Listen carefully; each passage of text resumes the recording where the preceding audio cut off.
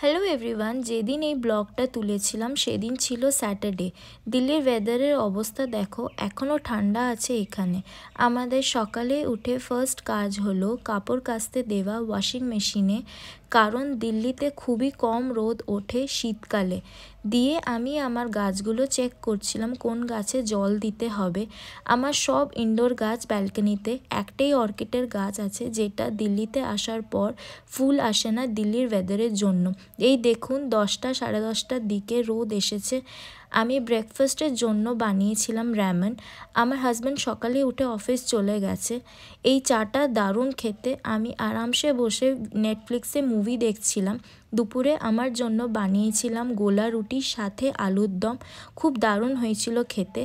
আজকে ভাত একদমই খেতে ইচ্ছে হয়নি। বিকেলের দিকে বেরিয়ে পড়েছিলাম বাঞ্জারা মার্কেট। এটা দ্বারকা সেক্টর 7-এর বাঞ্জারা মার্কেট, রামফাল চকের কাছে। তার আগে আমি গোপাল ঠাকুরের জন্য জামা কিনেছিলাম।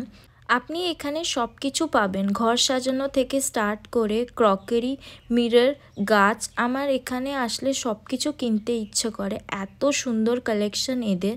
সেদিন আমি কিছু মাগ আর প্লেট কিনেছিলাম। এখানে মাগগুলো হচ্ছে 50 টাকা করে। প্লেটস আপনি পেয়ে যাবেন 50 থেকে 80 টাকার মধ্যে। এরা বার্গেন করলে কমিয়েও দেয়। এই জায়গাটা one of my favourite place দিল্লিতে। আমি গুরগাঁওয়ের বাঞ্জারা মার্কেটে যাইনি এর আগে কখনো। টাইম নিয়ে আসবেন এই মার্কেটটা এক্সপ্লোর করতে। বাঞ্জারা মার্কেট থেকে আমি বেরিয়ে পড়েছিলাম। দেখুন কি সুন্দর গ্রিনারি আমাদের দ্বারকার এরিয়াটা। মাঝে সাঝে ময়ূরও দেখা যায় গরমকালে। শীতকালে আমি এখনও অবধি দেখতে পাইনি ময়ূর। আমি আমার হাজব্যান্ডের জন্য ওয়েট করছিলাম রামফাল চকে।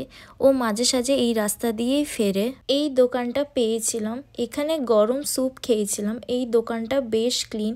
এরা ফার্স্টে স্যালাড টেস্ট করতে দেয়, তারপর স্যুপ দিয়ে আমরা বাড়ি চলে এসেছিলাম।